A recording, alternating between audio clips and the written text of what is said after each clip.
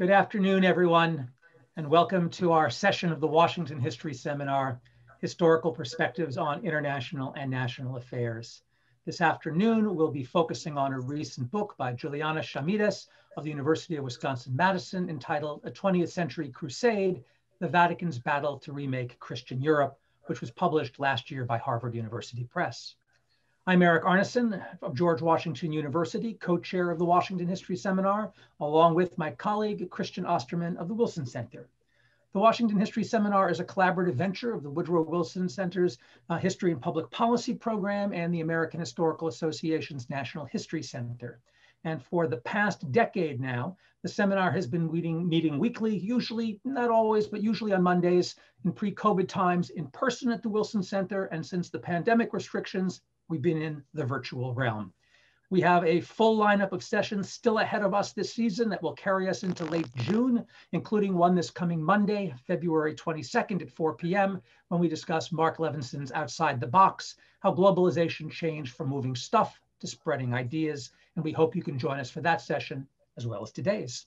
Behind the scenes, we thank two people who make these seminars possible, Pete Bierstecker of the Wilson Center and Rachel Wheatley of the National History Center. And we'd like to thank our two institutional supporters, the LePage Center for History and the Public Interest and the George Washington University Department of History. And we thank as well a number of anonymous donors whose ranks we always invite you to join. On the logistics front, you should know today's session is being recorded and can soon be found on our institution's respective websites. And when we get to the Q&A section of this seminar, we ask that those of you with questions use the raise hand function on Zoom or the Q&A function. Those watching on Facebook Live, you can email questions to Rachel Wheatley, whose email address is posted in the chat function. We'll try to call on as many folks as we can. And with that, I turn the screen over to Christian Osterman, who will be moderating today's session. Christian. Thanks so much, Eric. Delighted to also welcome all of you. Delighted to welcome this wonderful panel we have today. And I'll start with Dr. Giuliana Chamedes, who is the Mellon Morgridge Professor of European International History at the University of Wisconsin-Madison. She completed her MPhil in European History at the University of Cambridge and her PhD at Columbia University. Her first book, A 20th-Century Crusade, the Vatican's Battle to Remake Christian Europe, that we will be discussing today, came out with Harvard University Press in 2019, and it won the prestigious Michael Hunt Prize in International History, as well as the Marara Prize in 2019. I'm sure that's also very prestigious. Her work has been published in the Journal of Contemporary History, Contemporary European History, French Politics, and Culture and Society, and as well in numerous edited volumes. She has received support for her research from the American Council of Learned Societies, the Mellon Foundation, and the German Academic Exchange Service, among many others. She's currently drafting her second book, tentatively entitled Failed Globalists, European Socialists, Decolonization and the Decline of State Welfarism, 1973 to 2008. That too sounds like a really fascinating subject. Welcome back to the Washington History Seminar. Giuliana, you've already participated in one of our sessions last fall, so we're delighted to have you back now with you to talk about your own book, and the Zoom room is yours. I'll introduce our other distinguished speakers after your presentation. Giuliana. Thank you, Christian, and thank you, Eric. It is such an honor to be here. I'm absolutely delighted to be part of the seminar. A huge thank you for the invitation. Thank you also to Peter and Rachel for handling the logistics, and to Professors Mary Hyman and Kara Burnage for agreeing to act as commentators. So today, I will make a case for you to care about the Vatican as a player in international politics in general and in European politics in particular. I'm swimming a little bit against the tide here. Scholars and authors tend to treat the central government of the Holy See as a bit player in 20th century European and world affairs. They line up with the insights of towering figures from the 19th century, Durkheim and Weber, who held that the more modern societies become, the more they sever their ties with religion. However, after burying myself in a huge number of dusty archival documents consulted at the secret Vatican archives and at over a dozen archives across Europe and North America, I realized that this story about the inevitable decline of religion was not quite right. What I learned in the archives and building on the work of other scholars too, was that the Vatican's contribution to international history in the 20th century was far-reaching. After World War I, the Vatican was there. It was presenting a rival vision for the post-war international order that was actually supposed to rival that of the American President Woodrow Wilson's. It embraced international law, a classic liberal invention. It embraced national self-determination to advance its vision. The vision was, in fact, premised on the idea that liberalism, socialism, and communism needed to be combated. The papacy was not talking in a vacuum. At this time, Catholics across Europe still looked to it for guidance and for orientation on religious and political matters. And for this reason, the history of the rise of fascism and Nazism, for instance, is incomplete without attention to the Holy See. So is the history of the Cold War, a war whose very existence for the church was premised on a stark opposition: godless communism versus Christian anti-communism.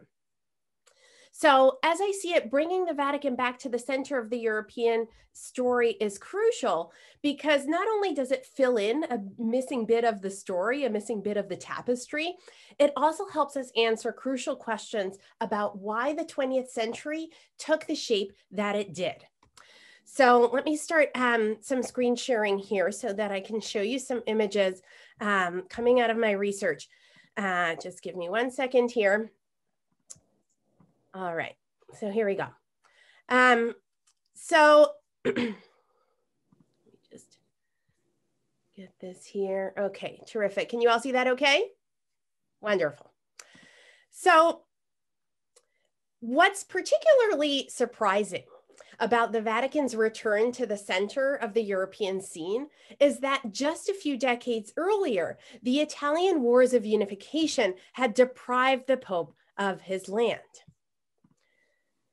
Now, the situation did not seem propitious. Having been stripped of the Papal States, the Pope next had to confront the pan-European culture wars, in which Europe's socialist and liberal parties challenged the place of the church in the public sphere. But in the first decades of the 20th century, the papacy made a real comeback. By the late 1920s, it had restored its territorial sovereignty. It had partially reversed the result of the culture wars, and it had begun the project of Europe's re-Christianization. It had also emerged, or re-emerged, we might say, as a major political power, precisely in the era of Europe's so-called secularization. One determining chapter in this story was the decision to use international law in new ways. Between 1904 and 1917, the papacy decided to task a group of papal lawyers with drafting a new code of canon law. This new code, interestingly enough, took European 19th century civil codes as its model in a bid to make the Holy See appear more state-like. The text expanded the Pope's authority. It presented him as the head of the Catholic world when it came to both temporal matters and spiritual ones. It asserted, and here I quote, that the Pope had the most complete and supreme jurisdiction in the church as a whole, both in matters of faith and morals, and in matters concerning the discipline and the governance of the church throughout the world. It gave the Pope a series of rights, including the right to nominate bishops, and crucially, the code stated that where religious law conflicts with secular law, the former should be heeded. So through the code of canon law, the church saw itself as acting defensively, in particular as defending the European continent against a permanent victory of liberal and socialist forces which the Pope believed would separate church and state for good and challenge the authority of the Pope as the head of the Catholic world. As the code was reaching completion, one of its drafters, one of these papal lawyers, he decided to go a step further. His name was Eugenio Pacelli.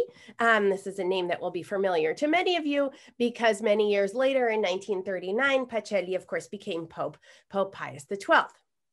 At this point, this young papal diplomat and lawyer argued that the Code of Canon Law was a terrific thing, but more needed to be done for it to have a meaningful impact on the European scene. He argued that it was actually time to pick up what had been a medieval tool of papal diplomacy, dust it off, and use it as a way to embed big chunks of this new Code of Canon Law into the fabric of European states.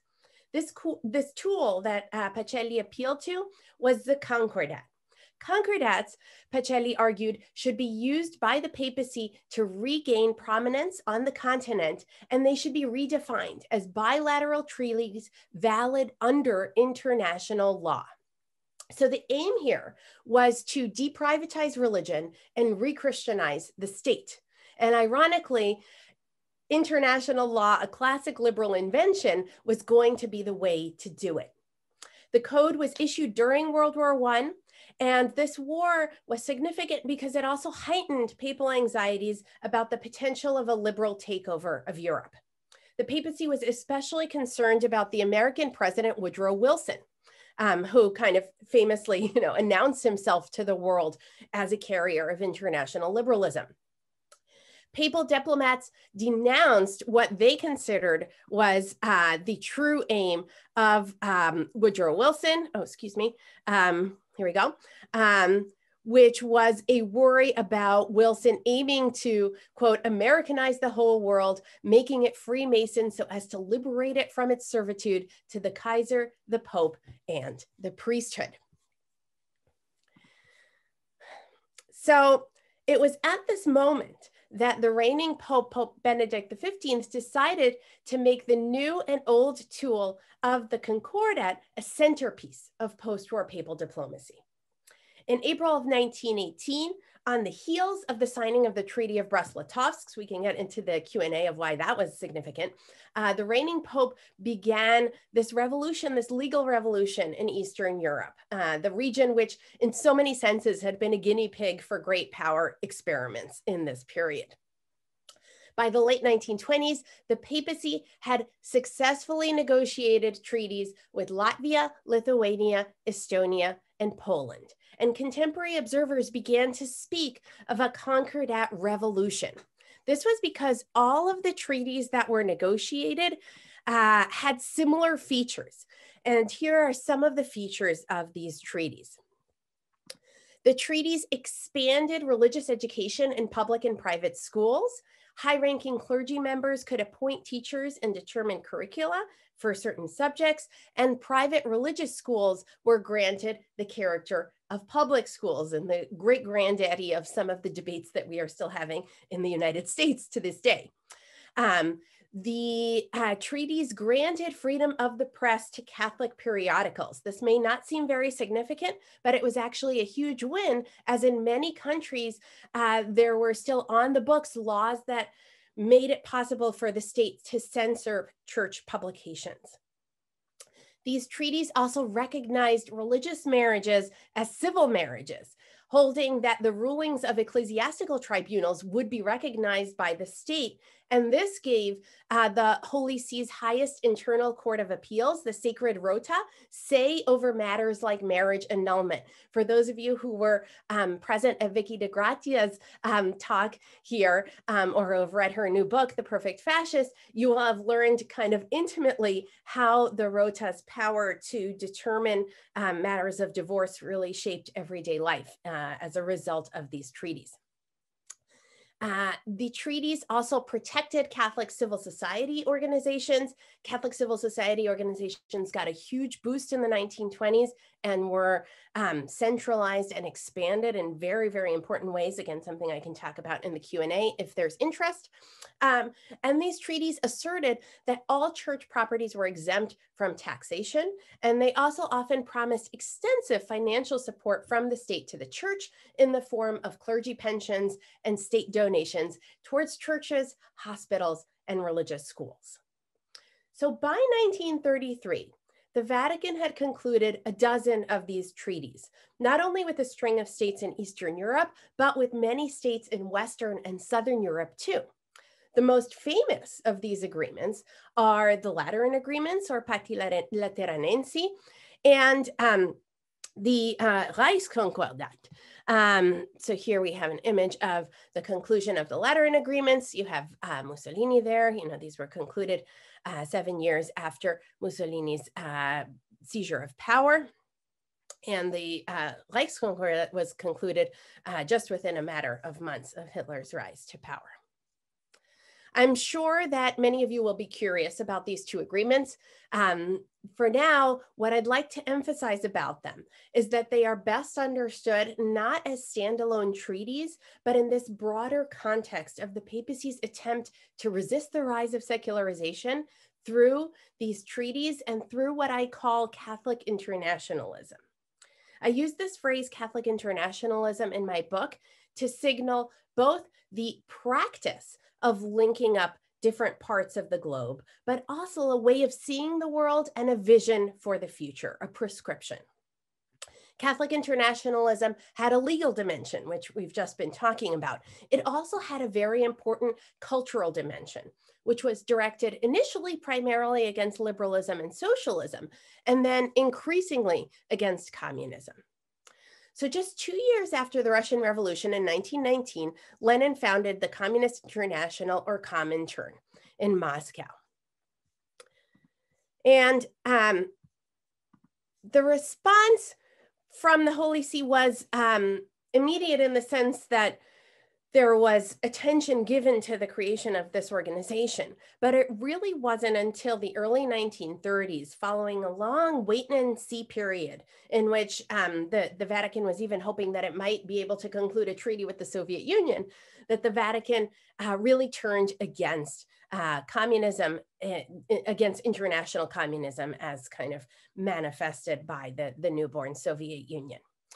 The reasons why the Vatican did so had to do with a long-standing kind of connection to anti-socialism, but they were also contingent in nature. A new group of papal diplomats had taken over Vatican-Soviet negotiations, and these figures had personally witnessed events like the Bavarian Soviet Revolution and the Biennio Rosso in Italy, and their discursive networks were quite limited, and they were very much swayed by the kind of conservative anti-communist forces with whom they were in communication in countries like Germany, Austria, Italy, and Spain.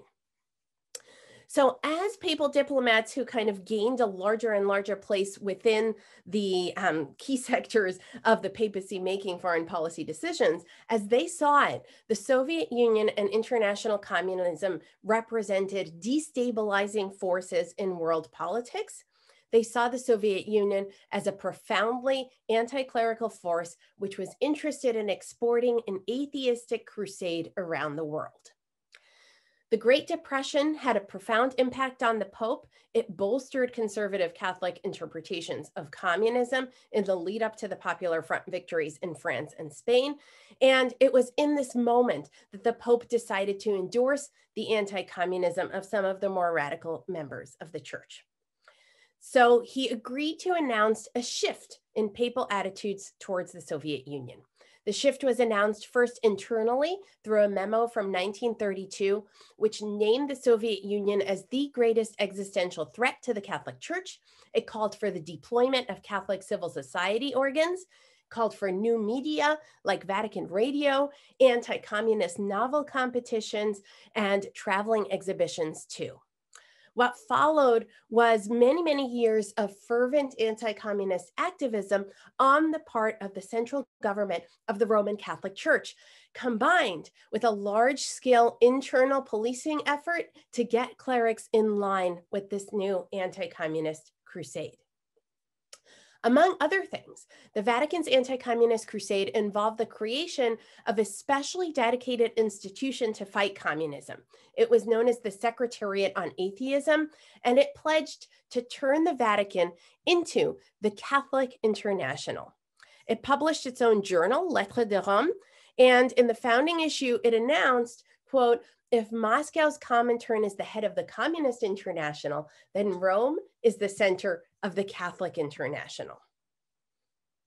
It called upon Catholics around the world to wake up and recognize the Soviet Union as the world's leading threat. To do this, it organized anti-communist radio broadcasts, as well as traveling exhibitions.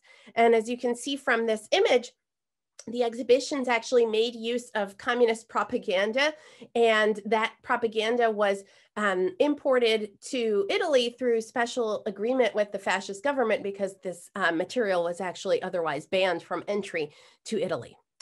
These exhibitions kind of drew on a series of new methods to showcase the violence of communism. And for instance, here we have a staircase that is supposed to show how communists are literally and figuratively escalating their tactics against Christianity. So each step corresponds to a year, and one, horrible thing that happened in that year is listed on each stair, so that the exhibition visitor would be kind of brought into this experience that the exhibition as a whole was attempting to communicate. The exhibitions were kind of framed by one image, which was repeated over and over again within exhibition rooms and within pamphlets that were distributed in connection with the exhibitions. And this was the image, and I hope that you can all see it all right on your screens. The question on the bottom asks which sign will win. And then on the cross, you have in oxinio vinces, in this sign you will win. And this of course was a reference to the phrase that Constantine supposedly uttered in battle. And here it was being redeployed to suggest that the battle of the moment was in black and white terms between Christianity and communism. And this was a battle for control of the world. Communism here depicted with this, bloody hammer and sickle, contrasted to the inundated with light and with goodness by implication cross. So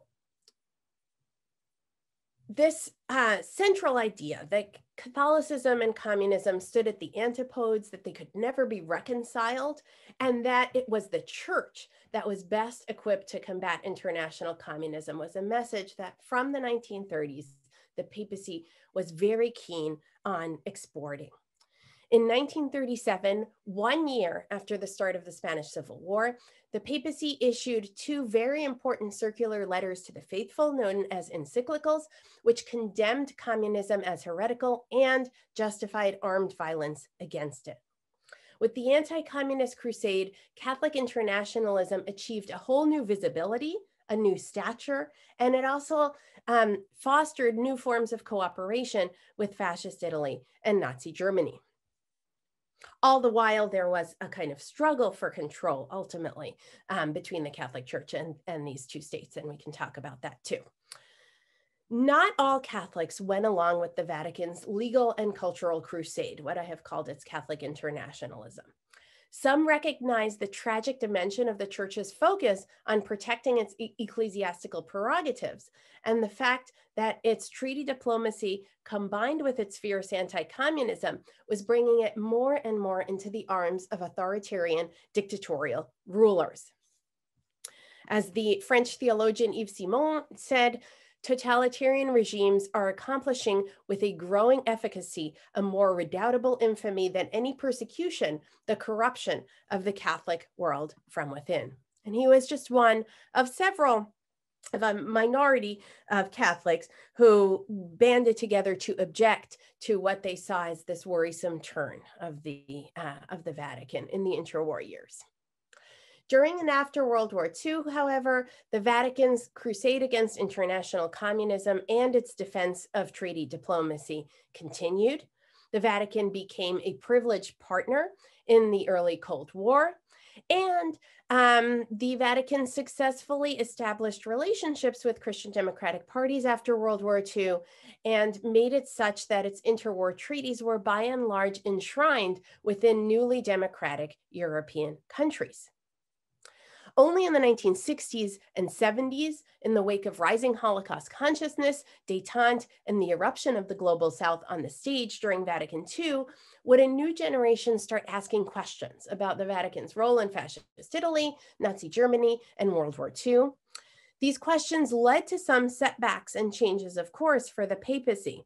But by this point, in country after country, the treaties that the Vatican had concluded after World War I still remained on the books, creating a legal regime that maintained many privileges for the church. Anti-communist politics had also become a mainstay on both sides of the Atlantic. And despite the predictions of modernization and secularization theorists, the papacy was holding on strong as a political actor of great force. Thank you so much. I look forward to everybody's questions and comments.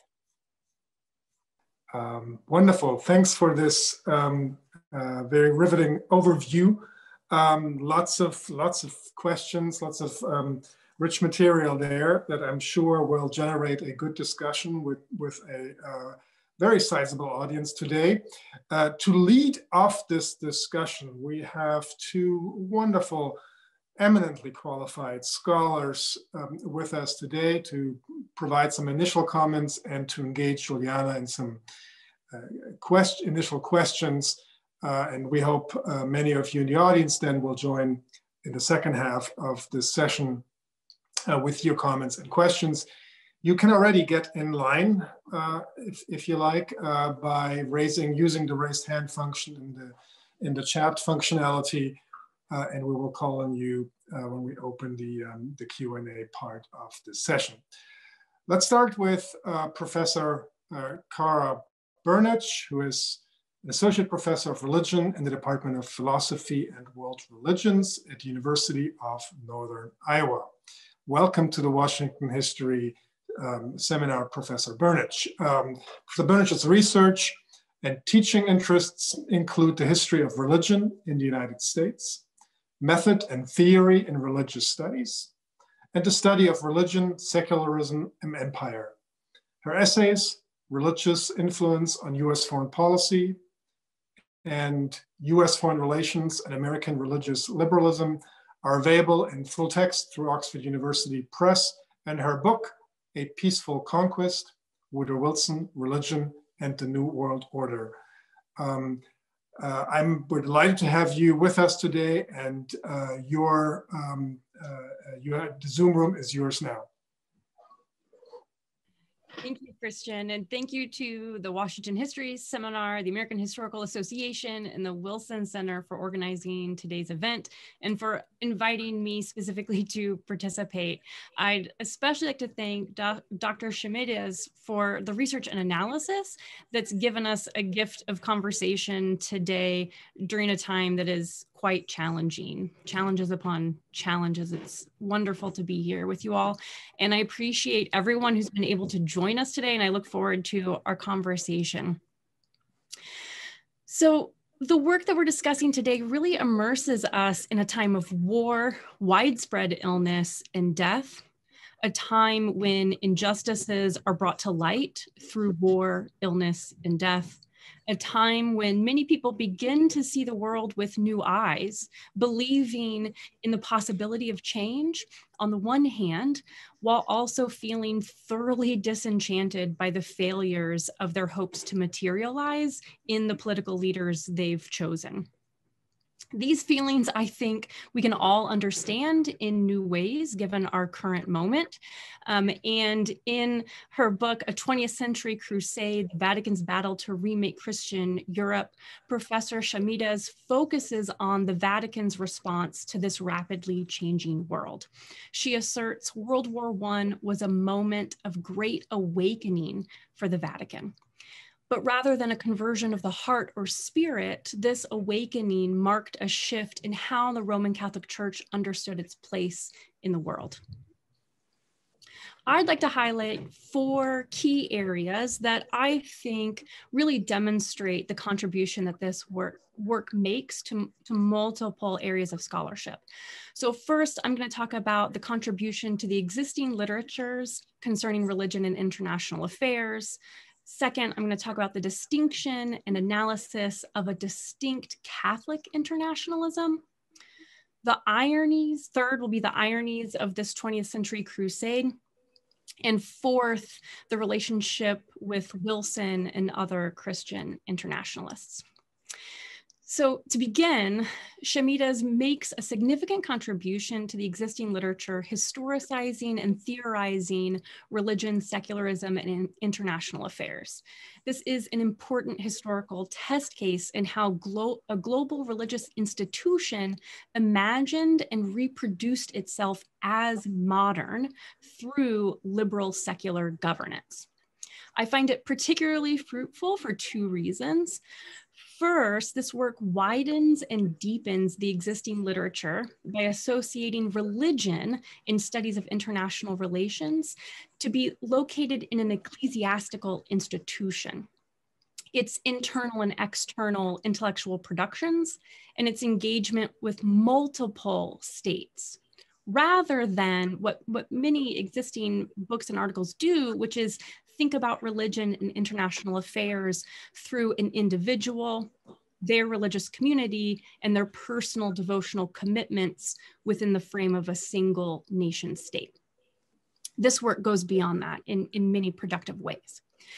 Secondly, what makes this work so thought-provoking is that it implicitly challenges the popular grammar and implicit biases for describing and prescribing religion in international relations. The religious figure and body in a 20th century crusade is not a faith-based non-state actor seeking to share gospel stories or convert others. Rather, the religious figure here is a state actor, and a state actor made possible through the Roman Catholic Church and its concordant diplomacy. This is also a work that focuses this religious state actor as further developing its legal power and its political authority, rather than expressing its religiosity or sharing its faith with the world. I think this advances the conversation about religion in international affairs in important ways because it moves beyond the assumption that religious actors are primarily individual persons motivated by theology and interested in advancing their beliefs only or their beliefs primarily. I'd be curious to hear more about how Dr. Chamedes understands her work within this literature. Secondly, I'd like to draw attention to how, as a scholar of religion, I really appreciate how Chamedes is careful to recognize the important distinctions within the Vatican, or what she defines within the book as the central government of the Roman Catholic Church. She makes distinctions between the Vatican as Catholic and Catholicism writ large, to make sure that readers understand the diversity of thought and practice among lay Catholics and those distinctions with, say, people who represent the institutional church. It's a common misunderstanding and a really bad habit among non-specialist scholars to think about religious groups as static and homogeneous within themselves and their identities, especially as it pertains to one particular group. But religions, like every other cultural phenomenon, are subject to change over time and to internal diversity among members. Although this book does an excellent job of making those distinctions, it does leave me curious about why Chamedes chooses to describe the Vatican's decisions and their approach to international law as Catholic internationalism rather than Vatican internationalism. And if she sees any important distinctions between the way the Vatican chose to make its decisions related to internationalism and the concept of self-determination, and the way lay Catholics elsewhere in the world, say Latin America as one example, understood the concept of a sacred self-determination and the concept of international law as a route to a more Christian world. In other words, is Catholic internationalism represented by the Vatican alone, or are there Catholic internationalisms we can call other scholars to bring to the conversation? Third, I think A 20th Century Crusade really demonstrates how the church participated in new terms of engagement with the rest of the world. It submitted itself and organized itself around secular international law, as Chamedes shows in the book, and what many considered to be the source of its inevitable demise, along with the end of all religion in the early 20th century and throughout the 20th century. The Vatican even talked about international law as its enemy while embracing it, or secularism as its enemy, even as it embraced it. International law, however, proved to be its saving grace in the 20th century. The grammar and practice of liberalism gave the Vatican an equal seat at the table of global politics, while also reconstructing the way the Vatican understood itself in the world. And Chamedes does an excellent job of describing that the church sought to re-Christianize Europe, but she also shows how those ideas recalibrated what it meant to be a Christian nation in Europe by acting as a sovereign nation state in relationship with other nation states. She presents this shift as a means to an end. International law gave the church greater power against its other enemies: liberal internationalism, socialism, and also communism. This 20th century crusade made the church modern, primarily because it used the law to fight its battles rather than spiritual weapons. In this sense, I really appreciated the ironic tone that is brought out throughout the book, and particularly with the language of crusade. The church, as Chamedes shows, all but solidified a certain notion of the nation state as one people, one land, one culture, as the basic unit of doing business in the modern political world. But she also shows, and I think could press the point a little bit more, that the church's efforts reinforced its Catholic internationalism as the essential form of religion in the modern world. Through concordance, the Vatican taught European nations to hear its voice as the articulation of modern religion, one willing to speak the language of secular international law and self-determination, even if its native religious tongue didn't always translate well. In so doing, the church legitimized a certain form of religious authority, its authority, as the more modern form of religion compared to other religions, because it was an equal political entity to nation states. In this way, the crusade of the 20th century, like the crusades before it, asserted one form of Christianity, one form of Catholicism as the legitimate and authoritative form of Christianity in the modern world, and all others were antiquated. And this is where I see some really interesting connections with Woodrow Wilson. Because ironically, President Woodrow Wilson, a person who's identified throughout the text as the church's enemy, engaged in a similar sort of crusader strategy. He and many of his supporters understood him to be a crusader for democracy, while he perceived the Roman Catholic Church as in opposition to him. He too promoted self-determination as an intimately religious concept because, as he understood it, it was a product of providence and it was necessary to establishing what he thought was a proper democratic system of government. Many people have written about President Wilson and the Vatican as being at odds with one another, and I am included in that group.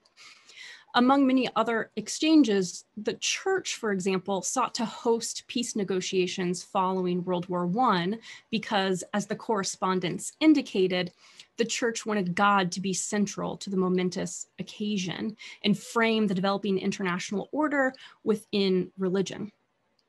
I talk about this exchange in my own work to analyze Wilson's particular understanding of Christian internationalism as one that uses secular means to achieve what he understood to be Christian, specifically Protestant and anti-Catholic ends. But what I really appreciated about this book was that it challenged me and persuaded me to see this exchange differently.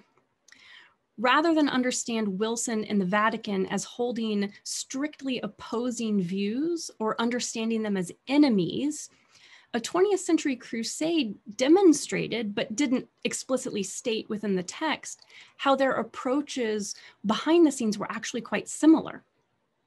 Both Wilson and the Vatican embraced secular politics generally and internationalism specifically, while understanding such processes as ultimately Christian and ultimately achieving the ends of Christian mission.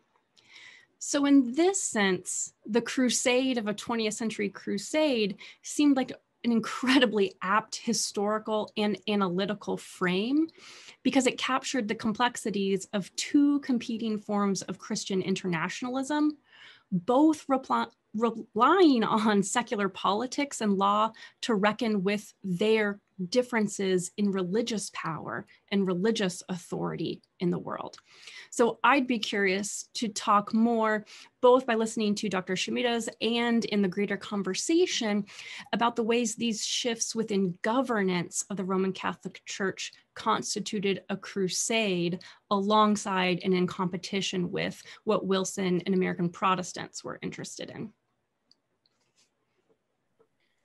Thank you so much, Cara, for these terrific comments and questions. I want to give Giuliana a chance to respond immediately to some of the questions, and feel free to, Cara, to draw out a bit more, and then we'll bring Mary into the conversation shortly.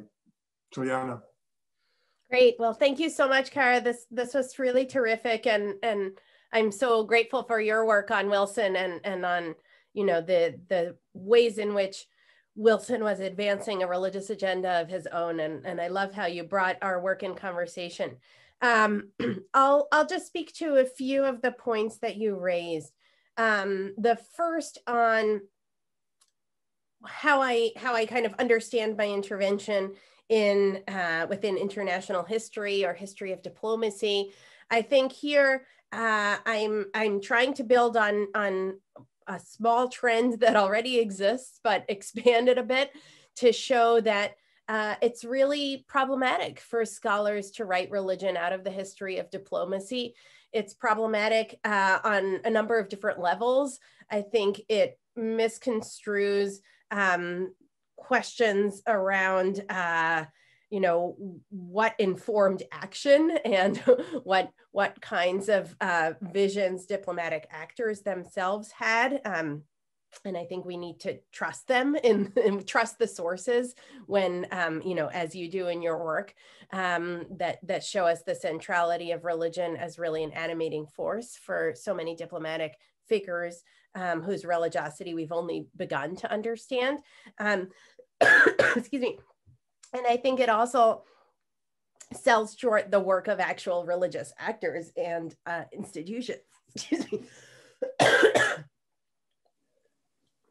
Sorry. I'm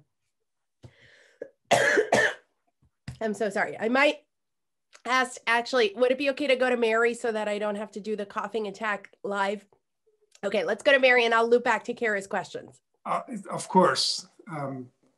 Good luck getting over that. Mary, I'm happy to go to you next. Let me, before I do so though, just say my introduction of Kara ended sort of mid-sentence, and I did want to provide that information. I somehow didn't make it into my script here at the end. Her book, A Peaceful Conquest, Woodrow Wilson, Religion and the New World Order, was published in 2016 by University of Chicago Press. I want to get that on the record. She's also the associate editor of America in the World, 1776 to the present, edited by Edward Bloom in 2016. And I mentioned her two of her articles. She has several to her credit. the one on US foreign relations and American religious liberalism, published in the Oxford Research Encyclopedia of Religion in America, open access publication as mentioned, and Religious Influences on US Foreign Policy, published in the Oxford Research Encyclopedia on American History, edited by Joan Butler in 2016. She has also a number of grants and awards to her credit. With that, let me, now that that's complete, let me turn to Mary, who's been patiently waiting. Mary Hyman holds the Chair of Modern History at Cardiff University. She was educated at Vassar College and Magdalen College, Oxford, and is a fellow of the Royal Historical Society. Her best known publications are Catholic Devotion in Victorian England, published by Oxford in 1995.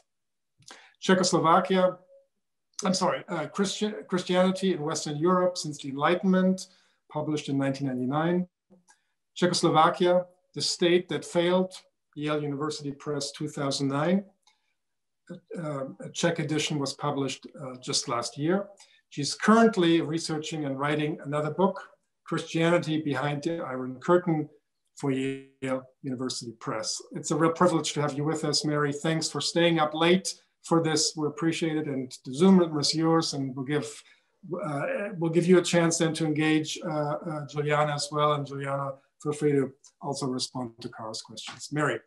Okay, I'm going to read something, and so it may be a little bit dry, and then later we can just engage more spontaneously in questions. So the Vatican, if by that we mean the central government of the Catholic Church, ceased to be taken seriously by most diplomats in the last century.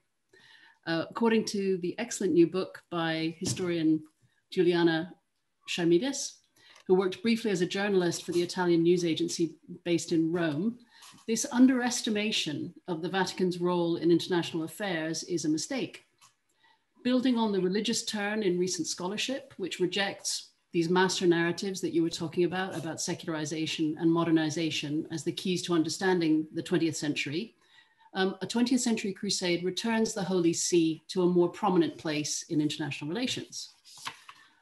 Like other paradigm-shifting histories, which I think it is, it does not so much uncover sensational archival findings, although of course it has done plenty of steeping in the Vatican archives, but it, to my mind, really reframes familiar topics. So it's reshaping the pieces of the jigsaw puzzle into a different pattern, one which was hiding in plain sight. So where others have remembered Pius XII simply as Hitler's Pope, the silent papal bystander to the wartime destruction of European Jewry, or else as the vociferous anti-communist who helped to launch the Cold War immediately after the Second World War, Chamedes places the Pope's notorious actions and inactions within a broader context of Vatican foreign policy, which was developed during the First World War, and which she argues persuasively lasted until the 1960s. At the start of the 20th century, barely one generation since the loss of the papacy's temporal power, the Vatican's main bogeys were still liberalism and materialism. So it was the United States, not Russia, which then appeared to be the more threatening to Catholic values and objectives. The opportunity for remaking Europe was eagerly grasped by the Vatican, whose sympathies lay rather with defeated Germany and the defunct Austro-Hungarian Empire than with the victorious architects of the new Europe. It was the papacy's ambitious proposals for peace in 1917, she points out, which prompted US President Woodrow Wilson to articulate his own 14 points, not the other way around. So you put that as a direct link there. Determined to seize the day, the Vatican brought out a 5-volume Code of Common Law, which came into force on the 19th of May, 1918. And this new codex significantly expanded the powers of the papacy within the Catholic Church, first of all. So crucially, it stated that where religious law conflicts with secular law, the former should be heeded. One of the drafters of this hardline version of canon law, Eugenio Pacelli, later Pope Pius XII. It was also Pacelli who radically changed the legal meaning of this old tool of papal diplomacy, the Concordat, in order to seek to recreate a series of Christian states across Europe. In what Chamedes describes as a veritable concordat revolution, the Vatican persuaded newly emergent or re-emerged states such as Estonia, which despite having a tiny Catholic population proved willing to sign a concordat, which is I find very interesting, Latvia, Poland, and Lithuania to accept Catholic law. Presenting itself as the maker of an alternative peace settlement, which was neither Wilsonian nor Leninist, the Vatican signed a dozen or more concordats with various leaders, mostly on the radical right. Having won back a state of its own, the papacy launched the first international radio station, Vatican Radio, and established a new arm of propaganda, the Secretariat on Atheism. As left-wing radicalism became more threatening, not just in Russia, but also in Hungary, Austria, Germany, Italy, and especially Spain, the Vatican's concordat diplomacy began to be presented to national leaders not simply as a way to resist the Paris peace settlement and to advance their own nation-building goals, but also as a means of defending their states against the growing threat of international communism. Hitler followed Mussolini in promising not to infringe the rights of the Catholic Church, to honor the Holy See's concordats with individual German states, to maintain state support for Catholic schools, and to join in the Vatican's fight against, quote, atheistic organizations. Increasingly, the perception in Rome was that a Catholic international was needed to check the ambitions of the Communist International. The fatal turning point, according to Chamedes, came in 1936 at the height of the Spanish Civil War. The 1864 syllabus of errors, which famously condemned progress, liberalism, and modern civilization, was being updated to include modern heresies such as Nazism and fascism before being reissued by the next reigning Pope, Pius XI. At this crucial moment in her story, Pius XI fell ill, leaving his tasks to be undertaken by Pacelli, then his Secretary of State. And instead of publishing the updated syllabus, which clearly condemned Nazism and fascism, Pacelli sat on the paperwork, delayed, stalled, and eventually the encyclicals that were produced were very watered down versions. So this was a fateful turning point as I read the work. And the decision was to have, well, the encyclicals, which turned the Vatican in effect into an accomplice rather than a clear opponent of fascism. And the decision was to have long-term consequences for the Catholic Church. The papacy focused on European Catholics, not humanity at large, during the Second World War. On the rare occasions that the papal concern was shown for the plight of European Jews, it was nearly always restricted to those Jews who had converted to Christianity. Even after the war, the Vatican's anti-Semitic assumption of a link between Judaism and Bolshevism was not immediately shaken, nor was its commitment to concordat diplomacy and anti-communism. The Vatican resumed its interwar diplomacy, seeking new agreements with Italy and Germany and signing a new concordat with Franco's Spain in 1953. Suppressing qualms about American materialism and liberalism, the Vatican joined the USA in vociferous condemnations of godless communism and helped to launch and sustain the global impasse known as the Cold War. Meanwhile, lay Catholic movements, often inspired or led by those who had sharply criticized interwar and wartime Vatican policy at the time, created the post-war Christian Democratic International Network, which laid the foundations of the modern European politics, family law, educational policy, and civil society. So there's a long series of influences here. The Vatican's past finally came back to bite it in the 1960s. Unable to restrain lay Catholic pressure from all parts of the globe for the church to decolonize, democratize, and modernize, the church was led into unexpected directions by the Second Vatican Council. By the end of the 20th century, under pressure from all sides, the Vatican had come to adapt almost every position that was dear to the liberal left, with the notable exception of sexual politics. The papacy, now presenting itself as a neutral force serving all of humanity, embraced democracy and human rights, denounced racism, colonialism, anti-Semitism, and neo-fascism. Following the Second Vatican Council, it even agreed to enter into dialogue with Marxists and to launch its own version of Ostpolitik. So the conservative liberal pendulum has continued to swing first one way, as under John Paul II, and then the other, as under the current Pope Francis. Chamedes' work suggests that these political swings are, in a sense, beside the point. Whatever one may think of any particular pope or any individual policy, the significant fact is that the pontiff remains a sui generis sovereign who wields a megaphone and commands, I'm quoting her here, commands a following right around the world. The 20th century revolution, which occurred in plain sight and which it has taken Chamedes' imaginative, painstaking research to reveal, was the transformation of the papacy into a powerful political force for international Catholicism in the modern world. So to me, that's the really big legacy and of your importance of your work. And I have a couple of different questions. I don't want to ask them all at once, but the first, well,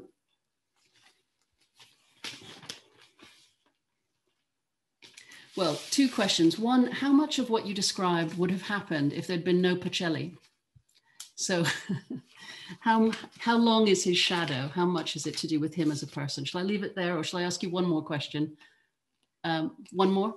The other question is the revolution. I mean, this is a problematic term.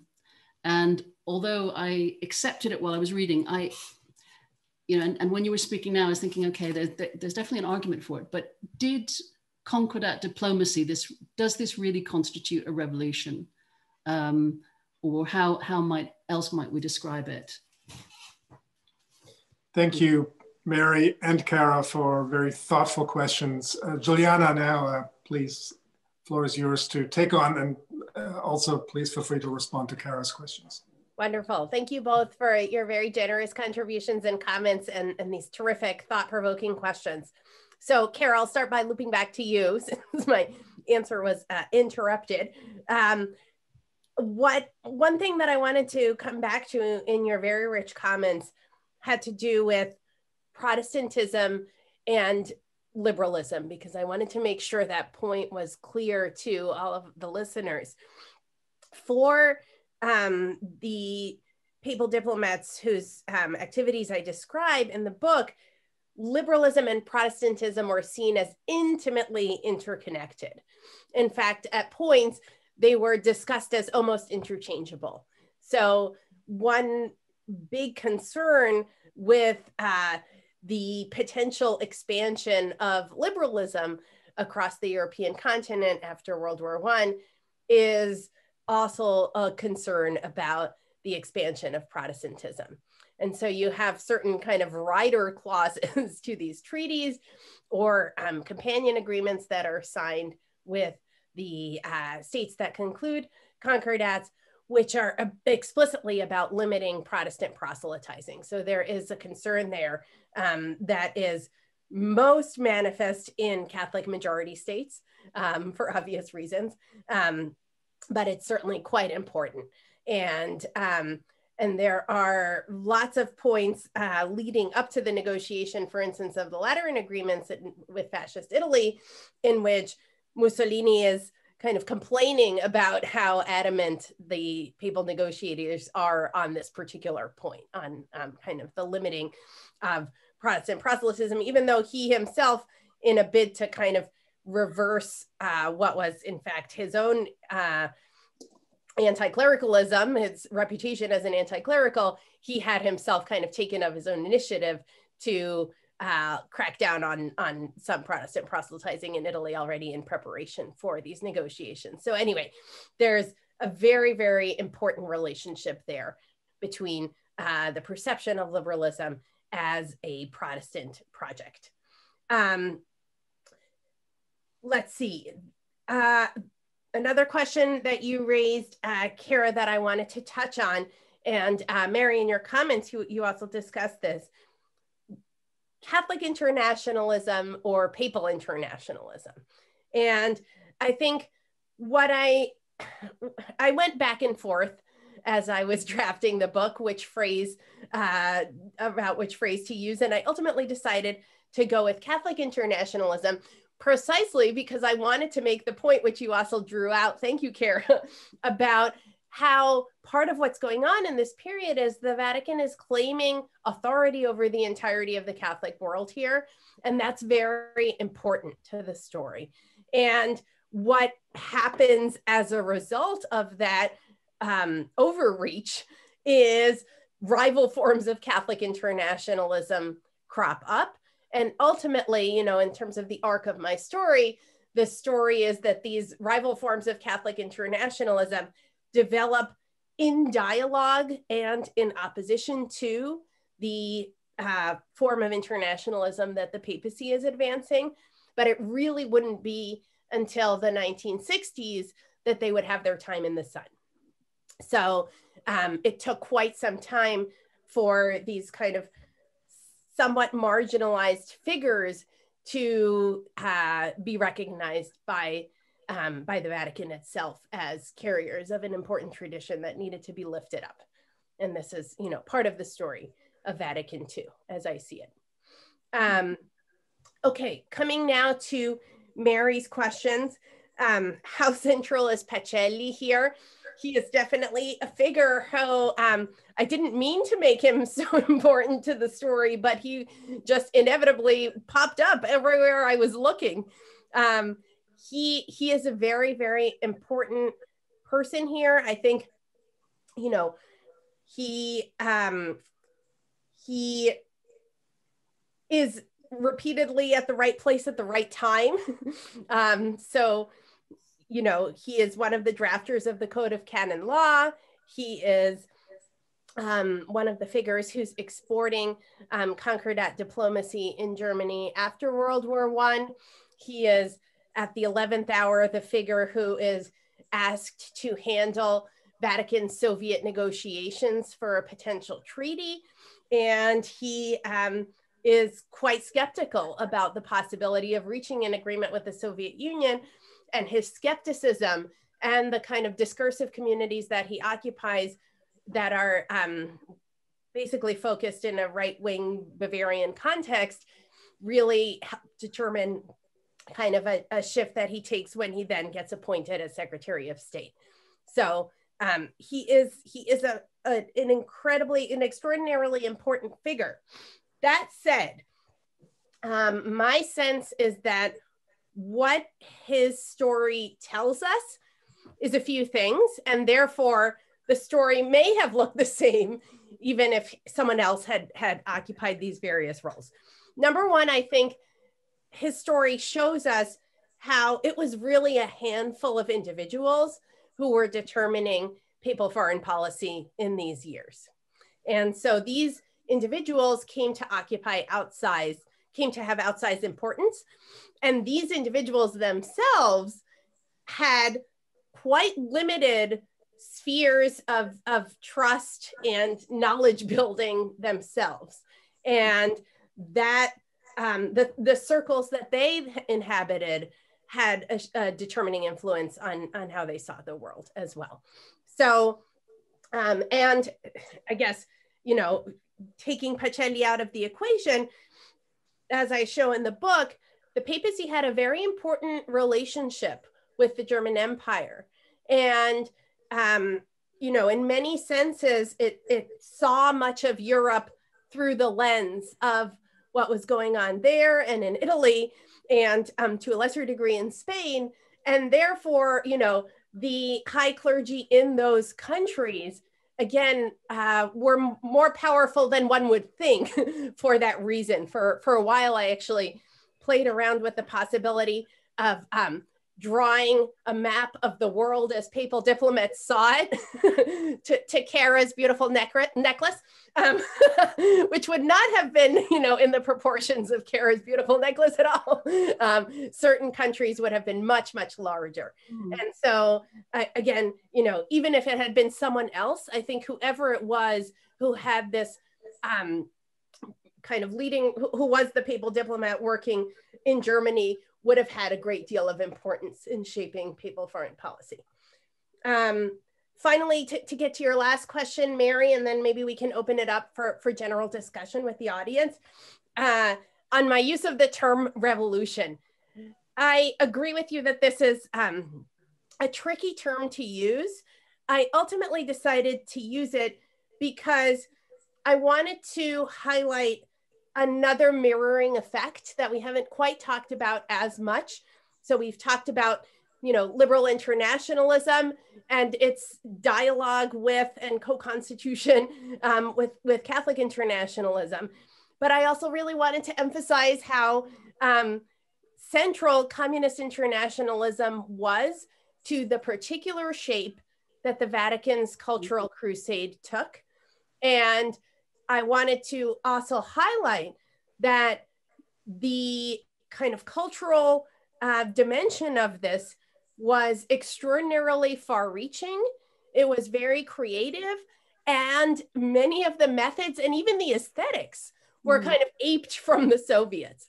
So I felt that it's a little bit of a provocation, I recognize, to call this a revolution, but I did that to kind of underscore the mirroring here that's happening, and to show how these are not movements moving in vacuums. They're moving relationally. May I ask one more question before we? Yep. The other area, this is partly from my own area of expertise, but I was interested in the Slovak state, wartime state, which I think was the only state in Europe that was headed by a dictator who was also a Catholic priest. And just the relations, if you had come across much about the slowly deteriorating relationship between Tiso and the Vatican, or is that perhaps, I've only seen the slide from the Slovak side, I haven't seen it from the Vatican side, if you, yeah.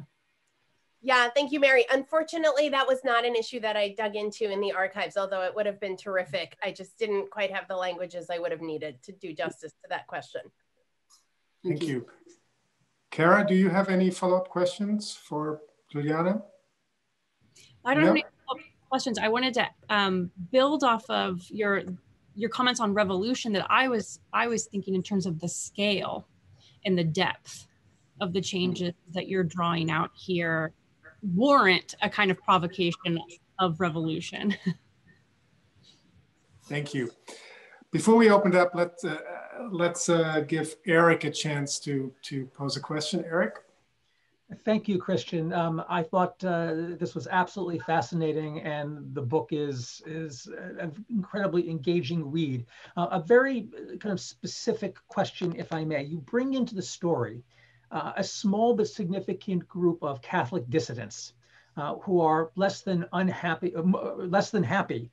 with the Vatican's close relationship with Franco, with Mussolini, and with Hitler. And so my question is this: was there any noticeable dissent within the Vatican itself, or did it genuinely speak with one voice?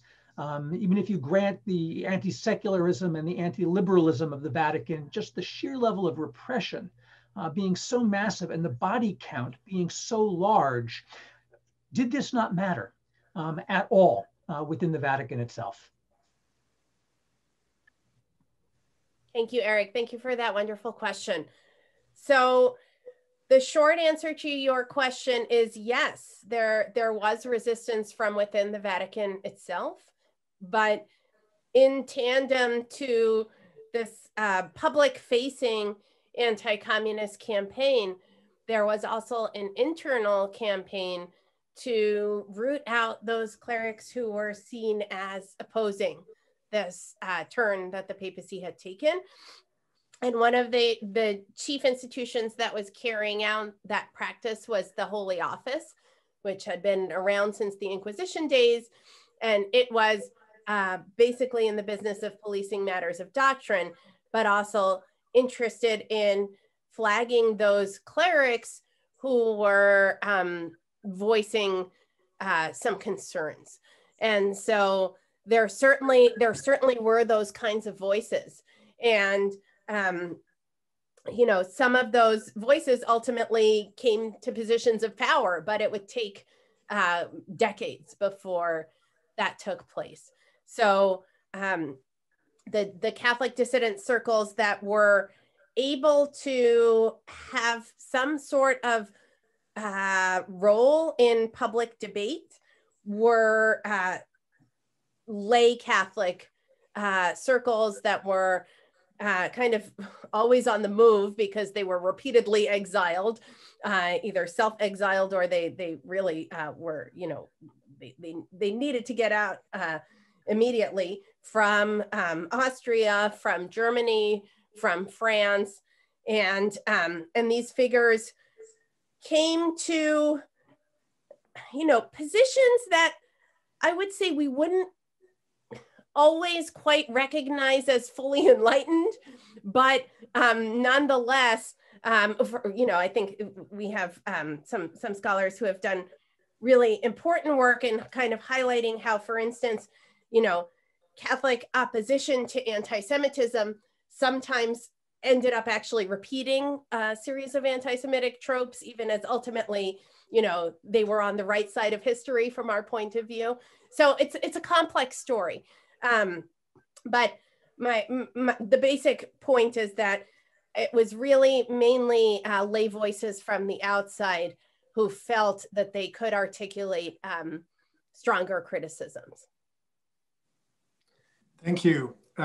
We have a number of people waiting with questions. I want to call on Herman Cohen to unmute yourself once called upon. In the meantime, let me ask you, I've got several questions. I won't ask them, just two. How did you come to the subject, first? And secondly, the Vatican archives. We're at the Wilson Center and the Cultural International History Project are very interested in archival sources and access. The Vatican is not known as a beacon of openness and transparency. Talk for a minute about the access you enjoyed and what you didn't get to see. Sure, thanks, Christian.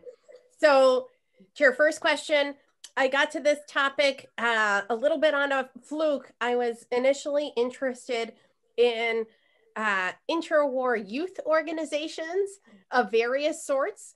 And I wanted to look into, among others, Catholic youth organizations and the kind of new work that they were doing in organizing people from a very, very young age. And I decided to go check out what was then the recently opened papers of Pius XI. And then once I got into the secret Vatican archives, I was just absolutely blown away by what I found. And my project changed as a result. It became about the Vatican. In terms of accessibility, I have two answers to that question. One is that initially it seemed quite easy. I had to put together a letter of presentation with some scholars and a priest to vouch for me. And I got in and the archivists were I got, you know, past the Swiss guards and then I got in and the archivists were extremely nice and very, very helpful and very engaged scholars too. They were really extraordinary people. I'm very grateful to them for all of their help. There was at that point a prohibition on seeing any documents that were from after 1939, from the election of Pius XII onwards. And that could often be quite frustrating because it would mean that, you know, I would request a folder and then the archivist who was about to hand me the folder would say, oh, wait a second. And they would kind of leaf through, pull some things out and then give me the folder. So that was challenging. Many of the other archives that I visited, the Dominican archives, the Jesuit archives also had that rule, but they weren't quite as strict about enforcing it. So sometimes I did see some material from the 1940s, for instance. But now, you know, the papers of Pius XII have been opened, which is very exciting. And I am, you know, really looking forward to seeing what young scholars make of all of these new materials that have been made available. So I very much encourage even those who are not seeing themselves as scholars of Catholicism, I would very much encourage a visit to the Secret Vatican Archives because the holdings are extensive and speak to internal culture and politics in a huge number of countries that the papacy had representatives in. So it can really be an enlightening source, even if your focus is not narrowly on Catholicism and the Catholic Church. Great, thank you. Let me call on Herman Cohen. Good afternoon. Thank you for the presentation. As you know, both France and Italy from the 1930s till the end of the 20th century had very strong communist parties. And of course, most of the members of these communist parties were Roman Catholics. And until about 1985, the French Communist Party was virtually an arm of the Soviet Communist Party. So what was the Vatican's attitude toward Catholics who were Communist Party members? Thank you very much for that question, Herman. The papacy was not pleased with those Catholics, to put it mildly. And you're certainly right. You know, Italy and France had the largest communist parties in Western Europe. They were mass phenomena. And the, let's see, where can we start this story? I guess, you know, in a sense, the story really starts with the Popular Front moment and with the decision on the part of communist parties to form an anti-fascist bloc with more moderate left-wing parties that they had been kind of fighting with until the day before. And it's in the midst of this Popular Front moment that actually the heightens anti-communist anxieties get heightened even more. And the head of the French Communist Party makes this famous speech in which he extends a hand to Catholics, and the papacy's response is basically that that hand can never be accepted because of communism's fundamental commitment to building an atheistic, godless society. That is the core of Catholic anti-communism in this period, and therefore it's really non-negotiable. And during the early years after World War II, when Italian and French communist parties are propelled to power and are part of these coalitions in which they are sharing governing with more moderate forces and with Christian democratic ones, the papacy is working very, very hard behind the scenes to bolster its support for the more right-wing members of Christian democratic movements who have been suspicious about this grand alliance with the communists from the beginning. And the papacy is very involved in pressuring the United States to stay in Europe and to see the communists as enemies and as parties that cannot be allowed to govern in a context where the Pope fears for a revolution. You know, to your point about the relationship between the French and Communist Party and the Soviet Union, from the papacy's point of view, both of these political parties are just arms of the Soviet Union, and they are going to launch revolutions. And there's, you know, really hysterical, concerned letters to US officials about the possibility of the popes getting captured and taken prisoner and held hostage, and all of these fears that are kind of sparked by the fact that communism seems to have become, you know, a legitimate member of the political scene in countries like Italy and France. So there's, I would say, a resolute non-acceptance of this early Grand Alliance moment that breaks down by 1947-48 as communist parties are removed from government and the Cold War really takes off. Thank you. I'd like to call next on Michael Le Chevalier, and if you could please introduce yourself to our speakers. And Mary and Cara, feel free to chime in as well if you'd like. Greetings, Michael Le Chevalier. I'm Associate Director at the Remake Christian Institute and got my PhD at the University of Chicago. I was wondering if you could speak a bit to the parallels between the modern concordats that you describe in your book and some of the previous papal arrangements that existed between the Vatican, the Italian nation, the papal nation states, and with Catholic monarchies, in which monarchies and then later post-revolutionary governance granted benefits and claimed distinct rights over the church. For example, the right to veto a papal candidate or the right to name bishops within their nation states. It seems like there's a parallel such that it's not exactly a revolutionary switch to concordats. Thank you so much for that question, Michael. So there are, continuities and differences, as historians are always fond of saying, in looking at these treaties side by side. One of the really important differences is what they are in legal terms. So whereas the earlier treaties had been bilateral treaties, which were not recognized under international law, which didn't exist. The later treaties are very, very intentionally created as documents that will be valid before international law. So that's a fundamental difference. And there are fundamental differences, which I don't need to get into, but maybe we can email about it if you're particularly interested, that have to do with kind of internal papal legislation and what these treaties count as. There are some very important differences there too. A second key difference that I would argue for would be that those previous treaties were really negotiated from positions of weakness. And like the example that you just gave, they handed huge authority to the states with which they were negotiated over all kinds of matters that the church felt they needed to basically give up those rights in order to maintain some sort of grasp on, the public in those countries.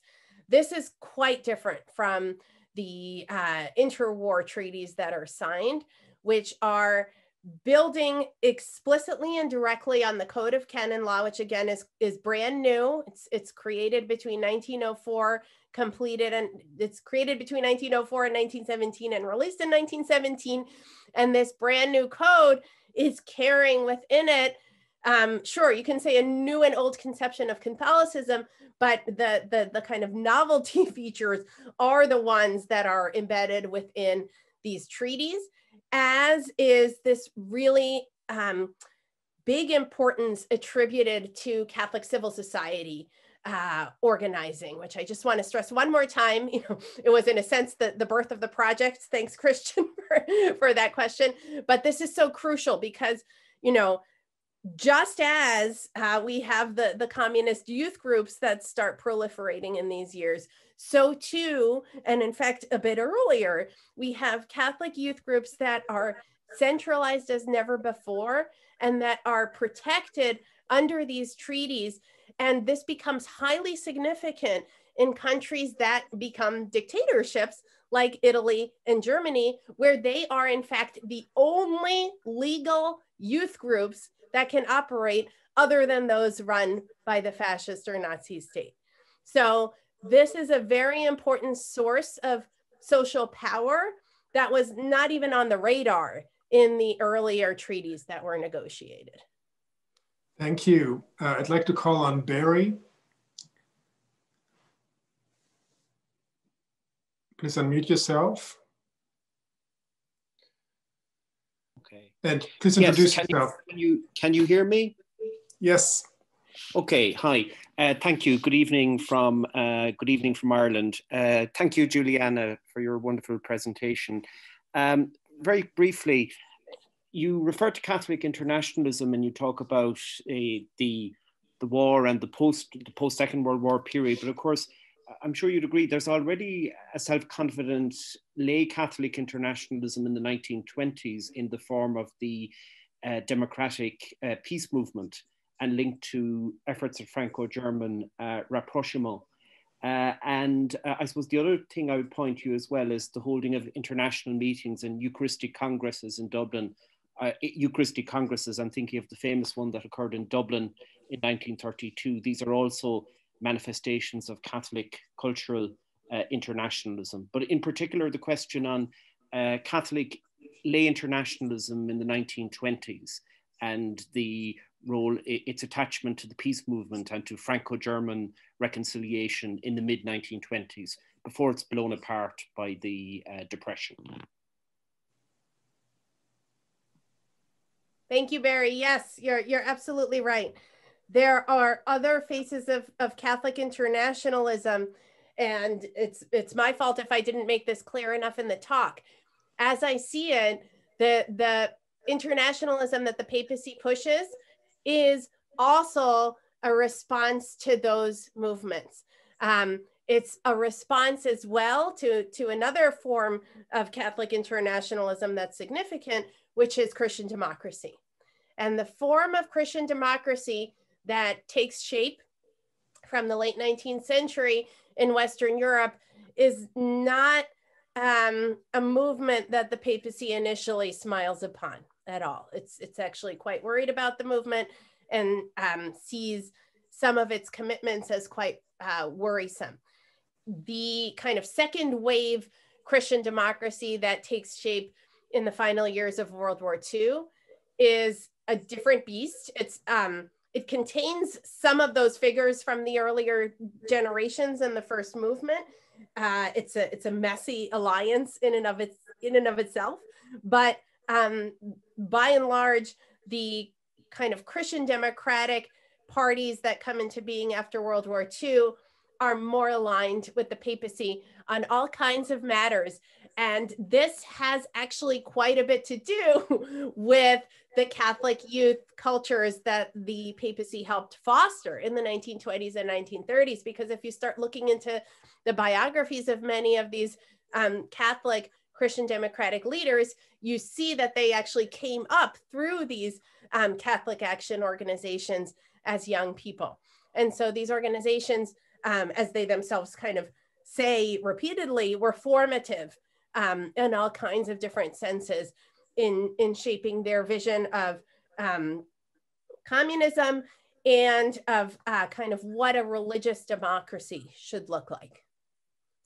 Thank you. We have a question from Bill Issel in the Q&A blog here. Can you describe how the Communist Party, especially the CPUSA, responded? In my work on political Catholicism in California in the interwar years and early Cold War years, I discovered in the Communist Party records an explicit and robust attempt to push back against what the Communist Party in San Francisco called the church's attempt to recover its lost power.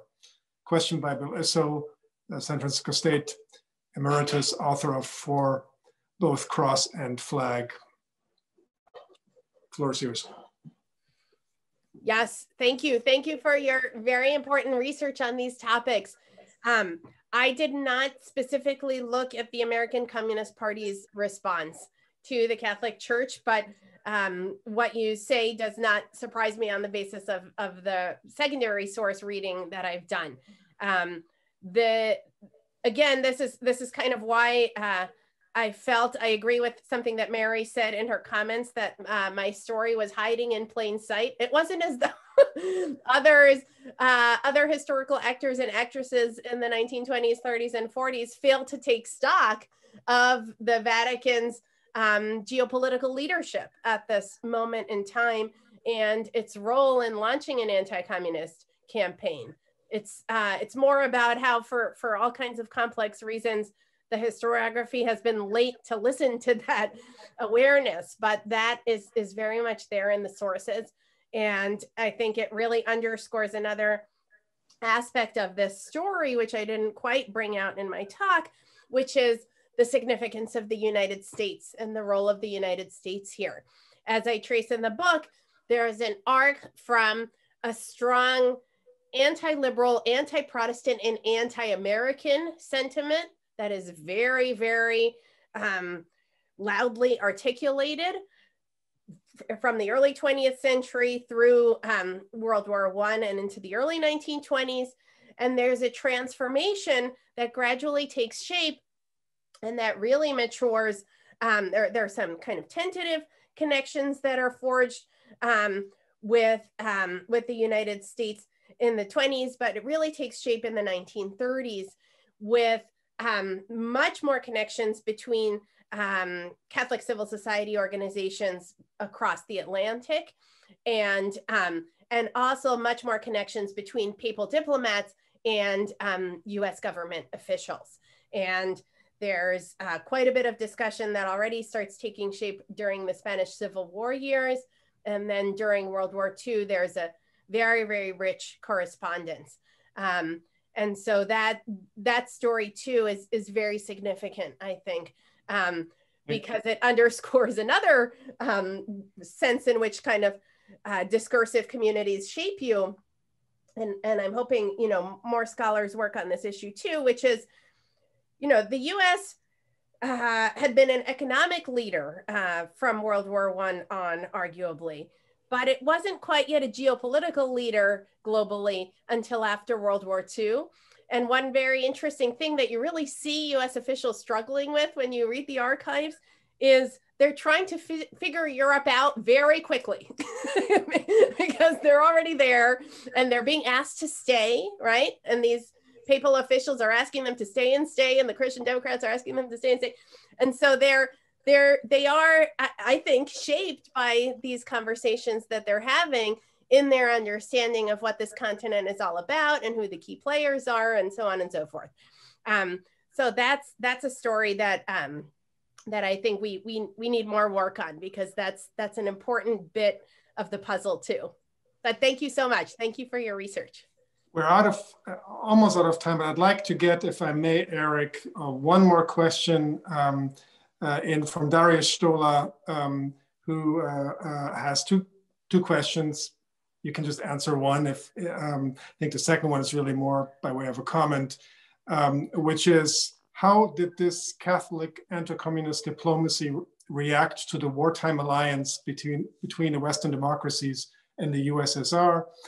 And then secondly, maybe a way to clarify various aspects of Catholic activities across state borders is to distinguish between international and transnational phenomena, the latter being the field of non-state actors. And if you can keep it short. Sure. Thank you. Thank you. Thank you for that question. Maybe I'll start with the second bit first. I intentionally chose the word internationalism because I wanted to signal that I'm talking about a sui generis state actor here. So that was an intentional move on my part, although again, it's a little bit in the category of the provocation of using a term like revolution. So I'm open to arguments for why transnationalism would have been a better choice, but that was intentional. As to the reactions of the Vatican to the wartime alliance with the Soviet Union, the first bit of that story is that the Vatican was absolutely devastated by the Molotov-Ribbentrop Pact and felt absolutely betrayed and was quite worried about its own future. And it basically agreed to hang back and see how the war shook down until it kind of relaunched its anti-communist campaign, which it did in the final year of the war. So there was a very brief period in which the Vatican felt basically extremely concerned and disoriented period about how to move forward. And its response was essentially to fall silent for a little bit. There were plenty of internal debates and conversations, but in terms of public statements, there wasn't kind of clarity given to the Catholic faithful until, I would argue, 1944, with an official endorsement of democracy, although in quite conditional terms. You know, a democracy that protects religion and the Catholic Church is the sort of democracy that's acceptable and praised. Thank you, Giuliana, Cara, Mary. This was absolutely fascinating. Eric has the final word. My thanks as well, Giuliana, Cara, Mary, and Christian, as well as those of you in our audience, and apologies to those of you who had questions that we simply couldn't get to for reasons of time. Please join us in just a handful of days on Monday, February 22nd at 4 p.m. when we return to discuss Mark Levinson's Outside the Box, How Globalization Changed from Moving Stuff to Spreading Ideas. Till then, good night and take care.